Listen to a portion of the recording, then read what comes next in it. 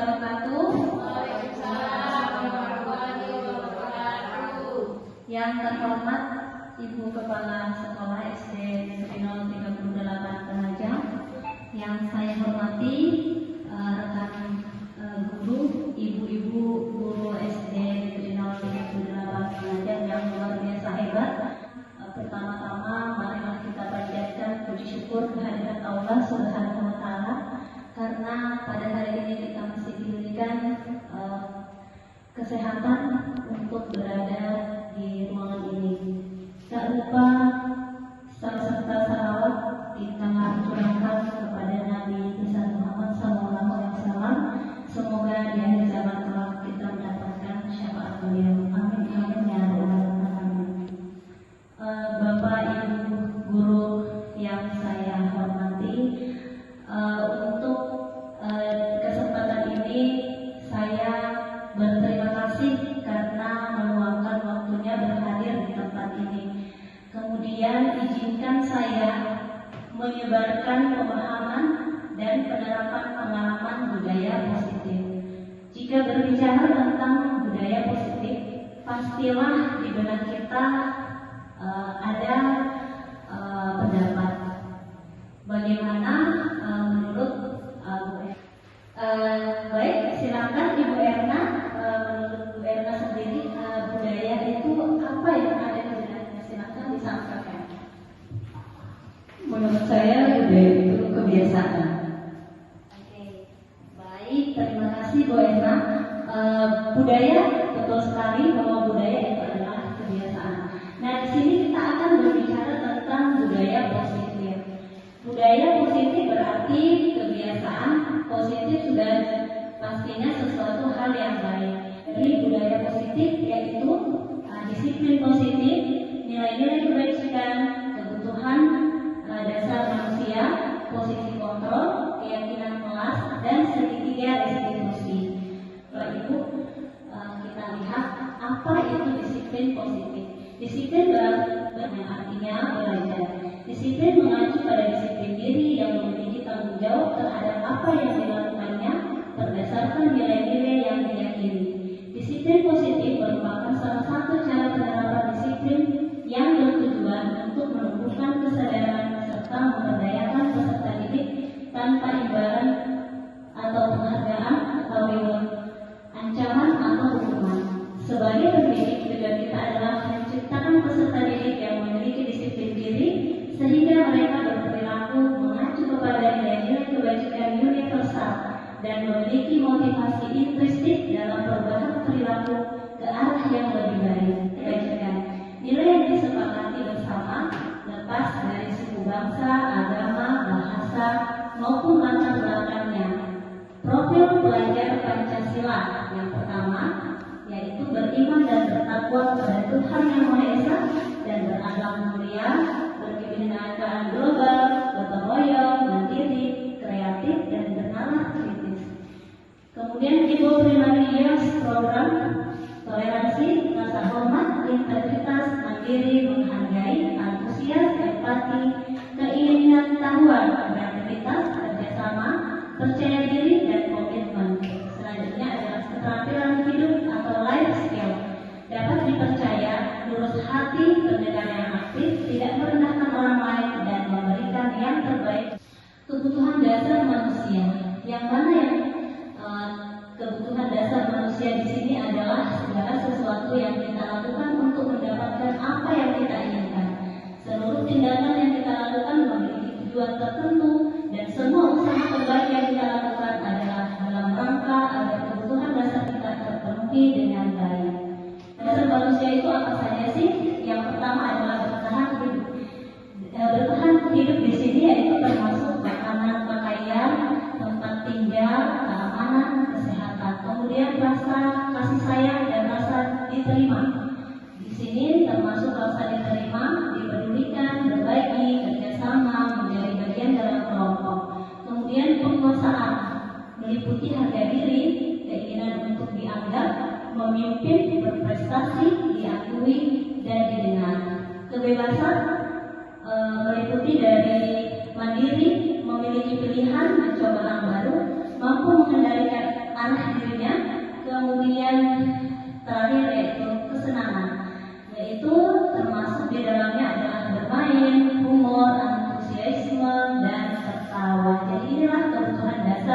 manusia yang harus terpenuhi supaya keseimbangan dalam dirinya itu terjaga. Jika salah satu ini tidak terpenuhi, maka bisa kita atau anak-anak akan ada yang kurang dari dirinya atau merasa tidak percaya diri karena tidak terpenuhinya 5 kebutuhan dasarnya tersebut. 5 posisi kontrol guru itu diantaranya adalah penghukum, kemudian membuat merasa bersalah, kemudian yang ketiga teman, keempat pemantau, dan yang kelima adalah manajer. Jadi ini adalah 5 posisi kontrol guru. Nah, ini mungkin kita semua biasa berada dalam posisi ini. Namun posisi kontrol yang manakah nanti yang menurut Bapak Ibu yang sudah kita terapkan kepada anak-anak kita? Contoh penerapan 5 posisi kontrol guru. Kasusnya siswa tidak memakai atribut lengkap saat upacara bendera. Nah, sebagai penghukum, kita akan meminta anak tersebut hormat pada bendera selama 1 jam. Jika kita sebagai pembuat merasa bersalah, kita akan mengatakan seperti ini. Berapa kali ibu atau bapak harus memberitahu kamu? Kamu selalu saja mengecewakan ibu atau bapak. Ini adalah jika kita ada dalam posisi pembuat merasa bersalah. Selanjutnya, nah ini adalah jika posisi kita sebagai teman, ayo dong ikuti aturan sekolah, tolong bantu ibu atau bapak ya sekali ini, ya udah tidak apa-apa, lain kali jangan sampai berbuat seperti ini lagi ya. Nah, jika kita ada di posisi pemantau, kamu sudah melanggar peraturan sekolah, kamu tahu konsekuensinya. Setelah upacara, kamu beli atributnya ke koperasi dan jangan diulangi lagi. Nah, yang terakhir ada posisi kontrol manajer. Paling ideal menurut saya di sini Bapak Ibu, kita mungkin akan mengatakan seperti ini. Apakah kamu tahu kesalahanmu? Kira-kira bagaimana kamu memperbaiki kesalahanmu? Jadi dalam posisi kontrol manajer ini, kita akan menanyakan kepada anak tersebut tentang kesalahan yang dia lakukan, dan dia akan menemukan dan solusi dari masalah yang sudah dia buat tersebut. Posisi kontrol apakah aku?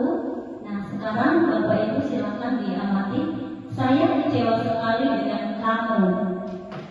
Kemudian selanjutnya, kamu tidak pernah benar melakukannya. Selanjutnya, apa rencanamu untuk menyelesaikan masalah ini? Ayolah, lakukan demi Bapak, Ibu ya. Kamu tidak pernah mendapat nilai jika tidak mengerjakan tugas. Nah, itu dia tadi kita berada di posisi mana sebagai guru saat anak-anak ada dalam masalah. Mengapa keyakinan kelas? Mengapa bukan peraturan kelas? Pembentukan keyakinan kelas. Di sini yang pertama bersifat abstrak, berupa pernyataan universal dibuat dalam pernyataan positif, sedikit saja agar mudah diingat, sesuai dengan kondisi kelas dan sekolah sehingga mudah diterapkan. Semua warga sekolah atau warga kelas dilibatkan saat membuat keyakinan kelas. Keyakinan kelas di sini berarti dia sudah tertanam dalam dirinya, instruktifnya. Jadi bukan lagi dari dorongan luar atau pengaruh dari luar, tapi sudah tertanam. Jika peraturan kelas itu masih biasanya tidak tertulis. Nah, namun keyakinan kelas itu dapat dibuat berdasarkan dari peraturan kelas yang awalnya kita buat. Selanjutnya yaitu segitiga restitusi. Segitiga restitusi adalah suatu proses dialog yang dijalankan oleh guru agar dapat menghasilkan murid yang mandiri dan bertanggung jawab. Jadi dalam menyelesaikan masalah anak-anak di sini adalah yang pertama itu dalam segitiga restitusi adalah menstabilkan identitas. Kemudian menanyakan keyakinan, dan yang terakhir adalah validasi tindakan yang salah. Dalam segitiga restitusi ini, jadi anak-anak akan kita buat dia mencari solusi bersama-sama untuk menemukan jalan keluar atau penyelesaian masalahnya sendiri. Akan membuat kesepakatan kelas yang nantinya akan menjadi suatu keyakinan kelas kita. Nah, kenapa kita harus membuat suatu kesepakatan kelas? Agar nanti kelasnya dapat menjadi seperti yang kita impikan. Semuanya di sini anak-anak ibu yang hebat pasti punya suatu keinginan kelasnya diimpikan menjadi seperti apa. Punya nggak? Punya. Kalian pasti punya ide. Saya pengen kelas saya nanti seperti ini. Saya pengen kelas saya seperti ini. Nanti kita buat kesepakatan kelas. Nah, nanti kesepakatan kelasnya ditempel di sini. Jadi masing-masing anak-anak mempunyai seorang satu ide mau menjadi apa kelasnya atau kelas yang diimpikan itu seperti apa ya. Nah, selanjutnya dari kesepakatan kelas yang kita buat nanti itu akan menjadi suatu keyakinan kelas kita. Kalau sudah menjadi keyakinan kelas berarti keyakinan itu di dalam hati anak-anak ya, walaupun sudah tidak tertulis lagi. Namun awalnya kita akan membuat kesepakatan kelas terlebih dahulu. Baiklah, yang positif ini nanti kalian tulis yang kalian oke, boleh kalau mau yang lengkapin juga boleh, yang tidak punya nanti edukasi yang kali ini. Nanti setelah menulis kesepakatan kelas yang dimau, nanti anak-anak maju ke sini dan ditempelkan ya. Tapi itu nanti betul-betul kita juga jalankan tentang apa yang sudah kita sepakati bersama. Oke, siap, nanti sudah siap semua rupanya? Sudah, Bu. Oke.